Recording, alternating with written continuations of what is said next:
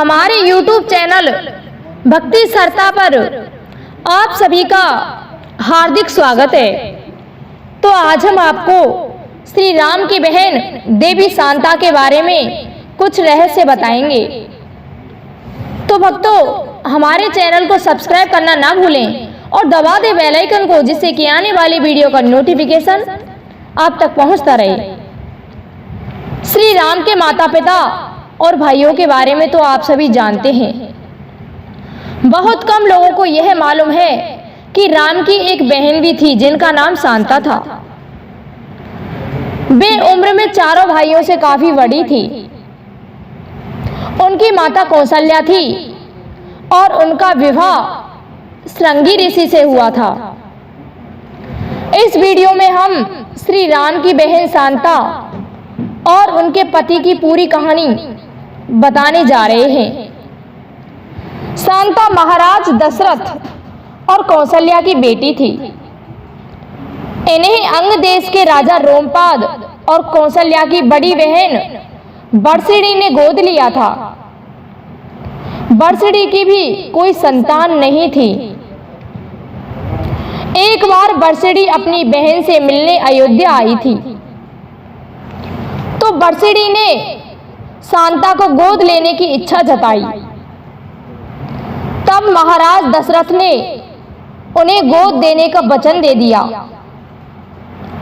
तो इस तरह शांता अंग देश की राजकुमारी बन गई। तो भक्तों, शांता के बाद राजा दशरथ की कोई संतान नहीं थी। वो एक पुत्र चाहते थे। उन्होंने श्रृंगी ऋषि को पुत्र कामेष्टि यज्ञ करने के लिए बुलाया था। इसके परिणाम स्वरूप राम, लक्ष्मण, भरत और शत्रुघ्न का जन्म हुआ।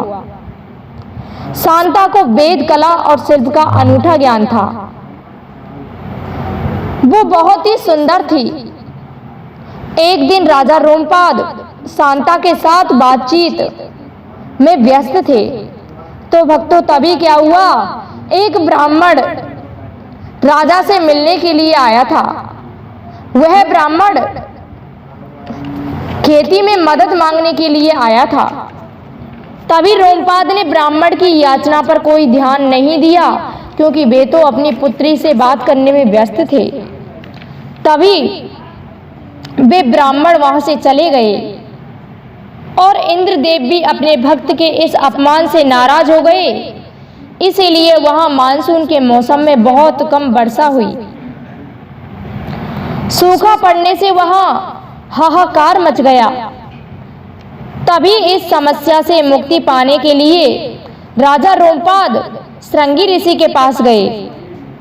रोमपाद ने श्रृंगी ऋषि से यज्ञ करने की विनती की। श्रृंगी ऋषि के कहे अनुसार यज्ञ किया गया। तब भक्तों, अंग देश में वर्षा हुई। इससे प्रसन्न होकर राजा रोमपाद ने अपनी पुत्री का विवाह श्रृंगी ऋषि से कर दिया। रामायण के कई पात्रों में शांता की अलग अलग कहानी है। एक कहानी के अनुसार भक्तों, एक बार क्या होता है कि महाराज दशरथ एक बार शिकार करने के लिए गए हुए थे। तो एक उस जंगल में ऐसा सरोवर था कि उस सरोवर में जो भी नर स्नान करता था वह नर से नारी में परिवर्तित हो जाता था। तो महाराज दशरथ को बहुत प्यास लगी और वे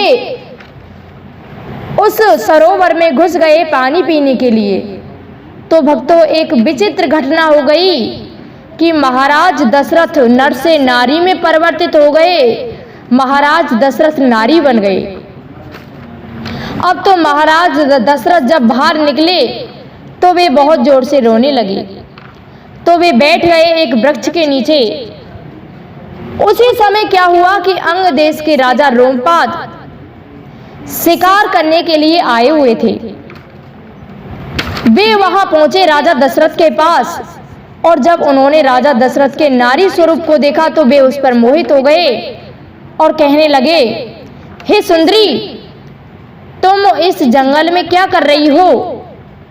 तुम मेरे साथ महलों की रानी बनो। तो महाराज दशरथ सोचने लगे मैं अब अपने राज्य में क्या करूँगा, मुझे कोई नहीं पहचानेगा, इसलिए इस राजा के साथ चलने में मेरी भलाई है। तो भक्तों, महाराज दशरथ राजा रोमपाद के साथ चले जाते हैं और उनके कुछ समय पश्चात एक पुत्री हुई थी। उस पुत्री का नाम शांता था। तो भक्तों, देवी कौशल्या के गर्भ से शांता का जन्म नहीं हुआ था। शांता का जन्म तो महाराज दशरथ जब नारी बन गए थे तब उनके गर्भ से हुआ था। तो वह राजा रोमपाद की पुत्री थी।